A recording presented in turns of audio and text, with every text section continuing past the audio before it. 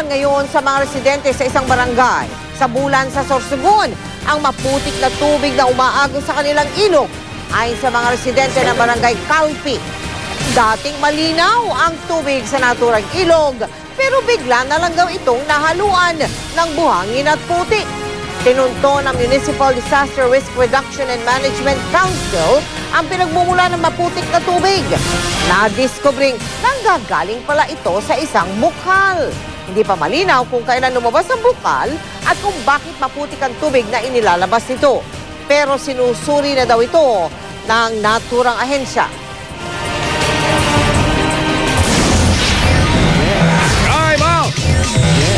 Sa score na 2-0, panalo po ang Philippine Ascals kontra sa koponan ng India sa 2012 AFC Challenge Cup.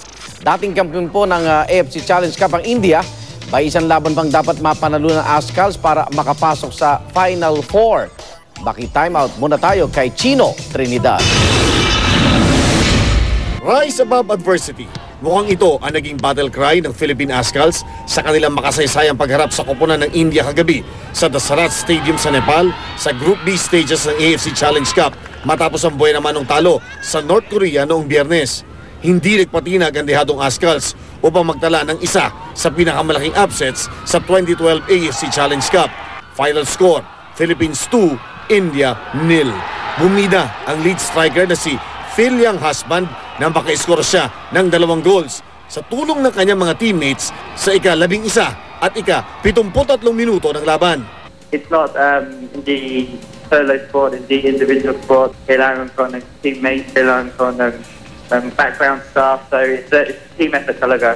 Sa panalong ito ng Ascals, nakapagtala sila ng 3 points para makatabla ang Tajikistan sa ika-2 posisyon na siya namang makakaharap ng koponan bukas ng alas 5 ng hapon.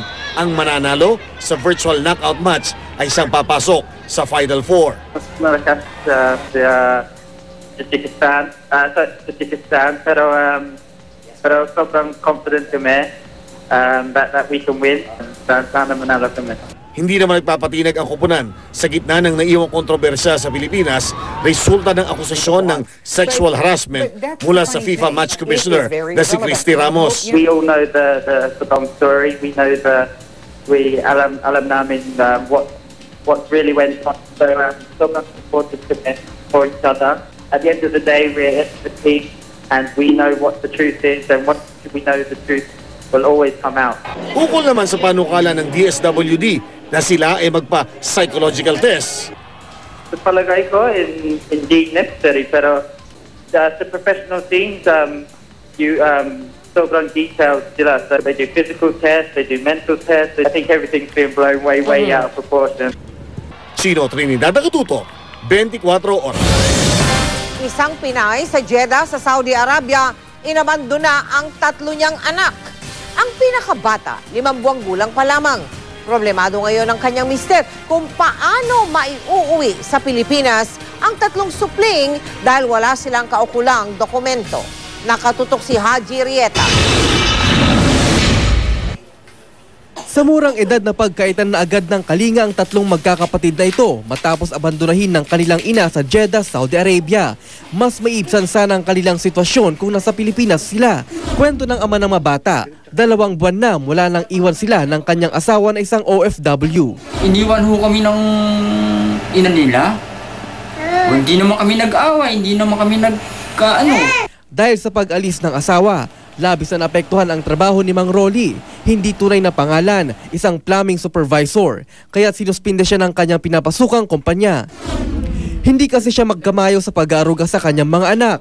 Ang kanyang panganay, 5 taong gulang lang, habang ang pangalawa, 3 taong gulang. At ang bunso, 5 buwang gulang lang.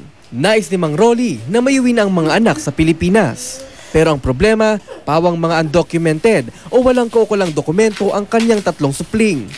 Di raw kasi sila naikasal, kaya't hindi sila nakakuha ng record mula sa ospital kung saan isinilang ang mga bata. Sinubukan na raw niyang humingi ng tulong sa konsulado ng Pilipinas doon, pero kailangan daw niyang makakuha ng birth report ng mga bata para matulungan silang makauwi. Kung ang mga batang tatanungin, ayaw na nilang makita ang kanilang nanay. Nahanap mo ba siya? Hindi mo siya hinahanap? Si Papa lang. Si Papa lang? Bakit hindi mo hinahanap si Mama mo? Ayoko na eh. Ayaw mo si mama mo? Ayaw, gusto ko papa. Namala siya sa mama. Gusto mo makita si mama? Wag, Ayaw mo? wag. Naging malupit daw kasi sa kanilang ina at sinasaktan pa raw sila nito. Minsan nga raw, ginagawa sila nitong target ng kutsilyo at inihulog pa sa bintana. Kinukulong niya ako, tinatarget niya pa ako. Tinatarget ka? Yan target ng ano? Kutsilyo. Gusto niya udugin pa ako sa bintana. Kaya ang pagsusumamo ng mag-aama, maiuwi na sila sa Pilipinas. Sana ho, mapauwi lang tong mga bata sa Pilipinas. Total, meron namang mag-aalaga sa kanila dun kaysa mapabayaan sila rito. Gusto mo nang umuwi sa Pilipinas? Opo, Gusto mo mag-aral? opo. Haji Rieta, nakatutok, 24 oras. Abangan. Asong tinalian, isinako at isinabi sa likod ng sasakyan, kinahabagan ng marami.